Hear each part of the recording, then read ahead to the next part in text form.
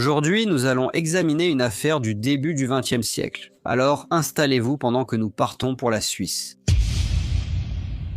Frida Keller est née le 24 décembre 1879 dans la petite ville de Bischofszell, au nord-est de la Suisse. La ville, réputée pour son charme médiéval et son industrie textile florissante, comptait une population active, surtout dans l'artisanat et l'agriculture. Frida était la 5e des 11 enfants de Jacob et Anna Keller. 2 de ses frères et sœurs étaient morts très jeunes. Une expérience terrible pour Frida qui l'a marquée durablement. Le chagrin silencieux qui s'était installé dans la maison est resté avec elle, gravé dans sa mémoire par une tristesse qui ne l'a jamais quittée. La famille vivait dans des conditions modestes. Jacob était cordonnier, un métier honnête qui demandait de longues heures à réparer ou fabriquer des chaussures pour les habitants de la ville. Sa mère, Anna, était couturière et réparait ou confectionnait des vêtements pour les voisins le week-end. Sa mère était également serveuse dans une auberge locale, contribuant aux revenus familiaux. Le foyer était strict, marqué par un sens rigide du devoir et peu de chaleur émotionnelle. Jacob, bien qu'habillé artisan, était connu pour boire, ce qui menait souvent à des tensions à la maison. Malgré la pression quotidienne, l'éducation devenait une priorité croissante en Suisse. La loi fédérale sur l'école primaire obligatoire date de 1874, mais plusieurs régions avaient instauré l'éducation obligatoire plus tôt au XIXe siècle. Frida a fréquenté l'école locale, où ses cours étaient taxés sur l'alphabétisation de base, l'arithmétique, l'instruction religieuse et des matières pratiques destinées à préparer les élèves à leur rôle attendu dans la vie. Lorsque Frida a terminé ses études, elle a trouvé un emploi dans le secteur de la broderie, travaillant comme coupeuse de fils. Mais à l'âge de 16 ans, elle a pris un poste d'apprenti tailleur pour dames. Elle excellait dans son travail et son employeur la décrivait comme appliquée, bien élevée et irréprochable. À la fin de son apprentissage, elle a décidé de rentrer chez elle pour aider sa mère. Elle voulait apprendre à cuisiner et gérer une maison, pensant que ce serait essentiel comme future épouse et mère. Mais Frida ne restait pas seulement à la maison, elle travaillait aussi à temps partiel dans une auberge locale qui appartenait à un homme nommé Karl Zimmel, un proche ami de son père. Ses tâches allaient du service des clients à l'aide en cuisine, ce qu'elle appréciait beaucoup au début. Sa sœur Bertha, de 3 ans son aînée, avait déjà servi chez Monsieur Zimmel, mais refusa d'y rester fin mai 1898. Elle n'a donné aucune raison pour sa décision, seulement qu'elle ne reviendrait pas. À l'époque, Frida avait 18 ans et, alors qu'elle travaillait à l'auberge, Monsieur Karl Zimmel, un homme marié avec 2 enfants, l'a envoyée à la cave chercher du vin. Elle venait à peine de descendre qu'il l'a suivie et a discrètement verrouillé la porte derrière eux. Dans cet espace sombre et clos, il n'y avait aucune échappatoire. Monsieur Zimmel s'est imposé à elle, utilisant des menaces de violence pour faire taire toute résistance. Il l'a avertie par la suite de ne jamais en parler et que si elle le disait à qui que ce soit, surtout à son père, il y aurait de graves conséquences. Honteuse, elle a gardé le silence sur ce qui lui était arrivé et s'est refermée, sa vivacité ternie par la peur et la confusion. Elle a cessé de vouloir aller à l'auberge et a dit à sa mère qu'elle n'y retournerait pas, bien qu'elle n'ait donné aucune explication. Pendant 1 semaine, elle a trouvé des excuses pour essayer de rester à l'écart, mais finalement, son père a insisté pour qu'elle y retourne, sans se douter des dangers auxquels sa fille était exposée en étant près de Monsieur Zimmel. Frida, ancienne couturière, a été sollicitée par Monsieur Zimmel pour réparer la robe favorite de sa femme. Frida obéit et apporta la robe une fois terminée dans sa chambre. Madame Zimmel était absente, et une fois dans la chambre de l'aubergiste, Monsieur Zimmel a de nouveau profité d'elle, l'agressant sous la menace de violence. Cette violation fut une répétition cruelle et laissa Frida se sentir piégée et impuissante.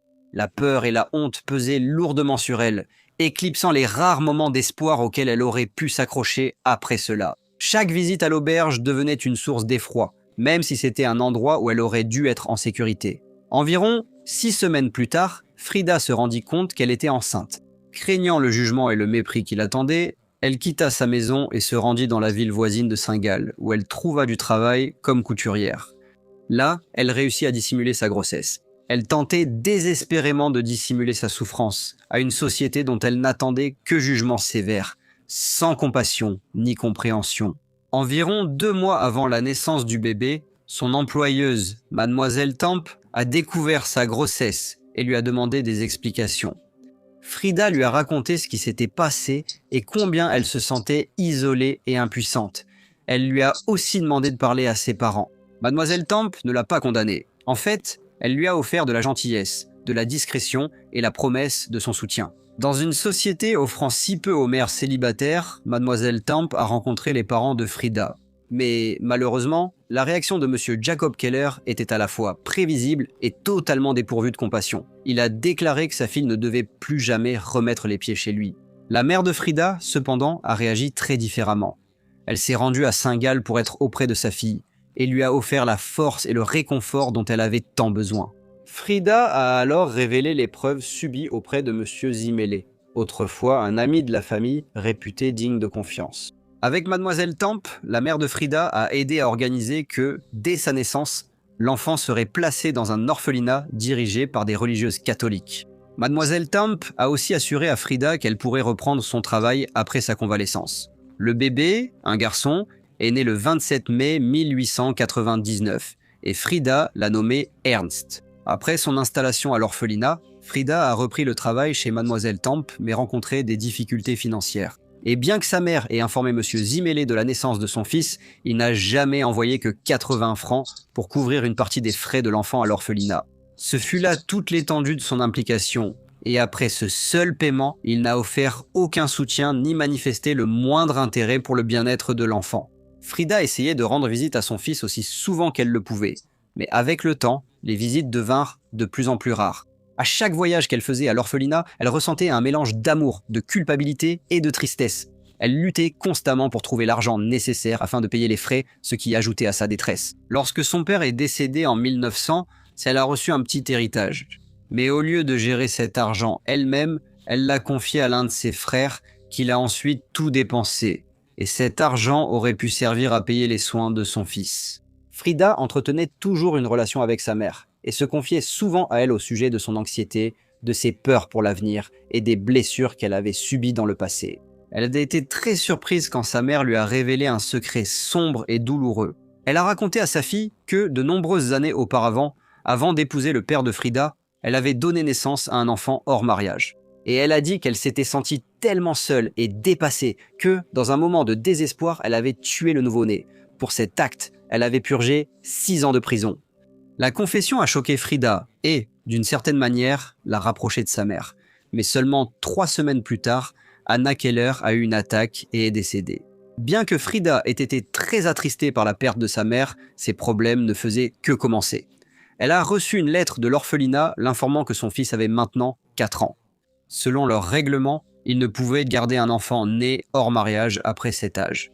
Ils ont donc demandé à Frida d'organiser l'avenir de son fils, avec peu d'options et des perspectives incertaines.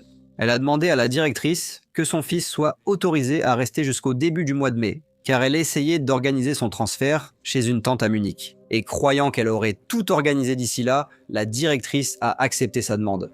Frida était fiancée et devait maintenant parler de son fils à son fiancé. Elle était très nerveuse à l'idée de le faire, mais espérait qu'il comprendrait. Cependant, après lui avoir dit, il a rompu les fiançailles. Le 2 mai 1904, Frida est venue à l'orphelinat récupérer son fils. Elle a exprimé sa gratitude aux religieuses qui s'étaient occupées de lui toutes ces années et leur a dit qu'elle partait pour Munich. Environ 1 mois plus tard, l'orphelinat a reçu une lettre indiquant que le petit Ernst Keller s'adaptait bien à sa nouvelle maison. Les religieuses ont ressenti un profond soulagement et elles espéraient que Frida et son fils pourraient enfin commencer à aller de l'avant dans leur vie. En début de soirée, le 7 juin 1904, un couple se promenant dans les bois, tout près de Saint-Gall, fit une macabre découverte. Alors qu'ils traversaient de la forêt de Hagenbuch, leurs yeux furent attirés par quelque chose dans les broussailles. En s'approchant, ils réalisèrent qu'il s'agissait du corps d'un jeune garçon. Sa tête était exposée, tandis que le reste de son corps demeurait caché sous les feuilles et la terre. La police fut immédiatement contactée et se précipita sur les lieux. Ils supposèrent qu'un violent orage qui avait balayé la région plus tôt dans la journée avait perturbé la tombe peu profonde et mis au jour les restes de l'enfant. Une ficelle retrouvée autour du cou du garçon a confirmé aux agents que sa mort n'était pas accidentelle. Le coroner a déterminé qu'il était mort depuis au moins 6 semaines à ce moment-là. La peur régnait en Suisse orientale après la disparition de plusieurs garçons de 5 à 8 ans, nombreux redoutant un meurtrier d'enfants en liberté. Et, bien sûr, la découverte d'un autre corps n'a fait qu'accentuer le sentiment de malaise. Bien que l'identité de l'enfant n'ait pas été immédiatement connue, sa mort solitaire dans les bois semblait confirmer les soupçons les plus sombres qui enterrent la région. Les autorités ont peiné à identifier l'enfant mort. Le 13 juin, ils ont publié une annonce dans un journal local avec une brève description du garçon et ses vêtements. Espérant qu'il soit reconnu, 2 religieuses de l'orphelinat ont indiqué que le garçon avait 4 ans, Ernst Keller. Les autorités n'ont pas perdu de temps et sont allées parler à sa mère. Lorsqu'ils ont interrogé Frida, elle paraissait sombre et, après avoir essuyé ses larmes, a avoué le meurtre. Elle a expliqué qu'elle s'était sentie piégée, honteuse et effrayée. Sa voix tremblait légèrement, comme si elle avait atteint la limite de ce qu'elle pouvait supporter. La vie était difficile pour les femmes suisses non mariées avec enfants au début du XXe siècle. La société considérait ces femmes non seulement avec désapprobation, mais aussi avec mépris. Elles étaient jugées moralement déchues et inaptes à un travail respectable ou au mariage. Beaucoup ont perdu leur foyer, leurs moyens de subsistance, voire leur famille. Frida avait déjà vécu une grande partie de cela. Son père l'avait chassée. L'homme qu'elle espérait épouser lui a tourné le dos lorsqu'il a découvert ses secrets. Et l'orphelinat, qui avait pris soin de son fils, ne pouvait plus le garder. Elle n'avait ni argent, ni mari, ni soutien. Elle a dit aux enquêteurs qu'elle craignait que les gens découvrent l'existence de son enfant et que sa réputation soit irrémédiablement ruinée. Elle croyait qu'aucun homme ne voudrait jamais l'épouser et que son employeur ne la garderait plus. Elle a dit que même entre femmes, le jugement était cruel et qu'elle se sentait seule avec son enfant, sans avenir. Quand les policiers ont demandé quand elle avait planifié le meurtre, elle a dit ne pas s'en souvenir. Elle y avait réfléchi et avait décidé d'emmener Ernst dans la forêt, où elle l'a tué et enterré. Mais elle a insisté sur le fait que ce n'était pas un acte commis par animosité envers son fils. C'était l'acte de quelqu'un qui n'avait plus d'option et ne voyait aucune issue. Elle a ajouté que dire à l'orphelinat qu'elle l'emmenait vivre chez une tante à Munich avait été une tentative désespérée de retarder ce qu'elle ne pouvait pas affronter. En parlant, très émue, elle a dit que la peur de la honte avait dominé ses autres instincts et que les attentes rigides et impitoyables envers une jeune femme ne lui avaient laissé que très peu de choix. Néanmoins, aussi tragique et désespérée que soit son histoire, la loi ne pouvait pas ignorer la gravité de ses actes et Frida Keller a été officiellement inculpée de meurtre. Le procès a commencé le 11 novembre 1904 au tribunal de Saint-Gall et a attiré une large attention du public. Frida, pâle et calme, était assise dans le box des accusés, pendant que ses avocats esquissaient son état émotionnel des semaines avant la tragédie. Ils ont décrit une femme épuisée par des pressions personnelles, de plus en plus rongée par la solitude, souffrant d'anxiété et d'un sentiment croissant de désespoir. Ils ont déclaré au tribunal qu'il ne s'agissait pas d'un meurtre de sang-froid, mais d'un acte tragique commis dans un moment de bouleversement émotionnel extrême. Cet acte devrait être jugé comme homicide involontaire, non meurtre. L'accusation a choisi une approche très différente. Ils ont réclamé justice pour Ernst, un enfant sans défense de 4 ans qui, ont-ils souligné, avait été cruellement trahi et tué par la seule personne en qui il aurait dû pouvoir avoir confiance, sans réserve, sa mère. Ils ont affirmé que les preuves montraient une intention glaçante et une décision délibérée, non un acte impulsif, soigneusement exécuté. L'avocat de l'accusation a affirmé qu'une condamnation pour meurtre était la seule peine suffisante devant le tribunal. Frida a expliqué qu'elle s'était sentie totalement seule, sa mère étant décédée et n'ayant personne en qui avoir confiance, elle avait tout gardé pour elle. Elle a avoué qu'elle croyait qu'en ôtant la vie de son enfant, cela mettrait fin à son anxiété constante et à ce sentiment écrasant de honte qui semblait s'être emparé d'elle. Les religieuses de l'orphelinat ont témoigné et se sont souvenues que Frida venait rarement aux visites et avait souvent du mal à payer les frais. Lorsqu'elle venait, ils ont dit que ces visites étaient brèves et marquées par très peu d'interaction ou d'affection envers son fils. Ils ont ajouté que, bien que l'enfant accueillait sa mère avec joie, elle ne l'a jamais embrassé, pris dans ses bras ou tenu la main, et qu'elle refusait toujours les invitations à des événements comme la fête de Noël. Ils ont conclu en la décrivant comme une personne distante et dépourvue d'instinct maternel. Bertha Keller, la sœur de Frida, a livré un témoignage sur son passé. Elle a déclaré devant le tribunal qu'elle avait autrefois travaillé comme serveuse à l'auberge appartenant à M. Zimele, un homme marié avec 2 enfants. Selon Bertha, il poursuivait toujours les jeunes serveuses, et l'une d'elles lui avait confié qu'il l'avait à plusieurs reprises forcée à des actes indécents. Elle a dit qu'au début, elle doutait de cette histoire, jusqu'à ce que M. Zimele commence à la traiter pareil. D'une voix douce, elle a expliqué avoir tenté de lui résister, mais il était trop fort. Elle a poursuivi en disant qu'il l'a ensuite menacée de dire à son père qu'elle n'était pas la fille qu'il pensait si elle osait parler. Craignant pour sa réputation et la possibilité que son fiancé la prenne, elle est restée silencieuse. Mais après son épreuve, elle n'est jamais retournée travailler à l'auberge. Malgré les efforts de la défense pour expliquer l'état d'esprit de Frida et les circonstances qui avaient conduit au crime, la loi ne tenait aucun compte du contexte personnel ou psychologique. Le lendemain, ils ont déclaré Frida Keller coupable et elle a été condamnée à mort. Le verdict est devenu le sujet de conversation non seulement à Saint-Gall, mais dans toute la Suisse. De nombreux habitants furent surpris qu'une femme, visiblement marquée par un traumatisme, soit si sévèrement punie. Les organisations féministes se sont vite mobilisées pour la défendre, dénonçant une erreur judiciaire. C'était un exemple du traitement des femmes par les hommes dans la justice. Le soutien à Frida a vite augmenté.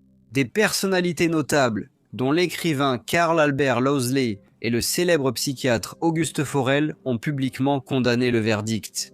Selon eux, le véritable criminel était un homme qui avait exploité Frida, un homme qui n'a subi aucune conséquence juridique pour ses actes ni pour son absence de responsabilité. La presse s'est également exprimée, bien que pas toujours avec sympathie. Alors que plusieurs publications critiquaient à la sévérité de la sentence et faisaient écho aux appels croissants à la clémence, d'autres adoptaient un ton plus dur. Le journal catholique, nommé Loschweiz, a qualifié Frida de meurtrière de sang-froid, l'accusant de mener une vie immorale. Le paysage médiatique est devenu un champ de bataille d'opinions divergentes, certaines compatissantes, d'autres condamnatrices, sous la pression croissante du public et des défenseurs influents. L'affaire a été réexaminée le 28 novembre 1904, quelques semaines après le procès. Le conseil juridique a voté massivement en faveur de la commutation de sa peine de mort. Frida Keller a été condamnée à la réclusion à perpétuité, à purger en isolement cellulaire, avec la condition supplémentaire qu'elle ne parle jamais de son procès. Mais même si Frida ne pouvait pas parler de son affaire, d'autres le faisaient certainement. Cela montrait l'incapacité du système judiciaire à distinguer un meurtre prémédité d'actes commis sous forte détresse émotionnelle. Au fil des ans, des réformes ont modifié le code pénal suisse pour y inclure le meurtre intentionnel et non intentionnel. Les sœurs de Frida, qui étaient plus conscientes que quiconque de l'éducation difficile qu'elle avait subie, n'ont jamais cessé de se battre pour sa libération. Elles ont sans cesse envoyé des pétitions, écrit des lettres et veillé à ce que son nom reste présent. Leur persévérance a finalement porté ses fruits et le 25 novembre 1919, après 15 ans de prison, Frida Keller a enfin été libérée. Mais sa liberté a eu un coup terrible. Les années d'isolement l'avaient traumatisée. Elle est sortie de prison frêle, en proie à la dépression, et souffrait de crises de délire. Ceux qui la connaissaient disaient qu'elle n'était plus que l'ombre de la femme qu'elle avait été autrefois. Elle a trouvé du travail comme couturière, ce qu'elle appréciait beaucoup, mais en 1931, elle a accepté un emploi dans un hôtel comme femme de ménage. En 1937, Frida subit une attaque cérébrale et sa santé déclina les années suivantes. Suite à cela, sa santé mentale s'est dégradée et elle a reçu du soutien à l'asile de la ville de Munzingam, où elle est décédée le 7 septembre 1942 à l'âge de 62 ans. Bonjour à tous et merci beaucoup de votre écoute. Comme d'habitude, n'hésitez pas à laisser vos commentaires ou retours et j'espère vous retrouver tous lors du prochain dossier.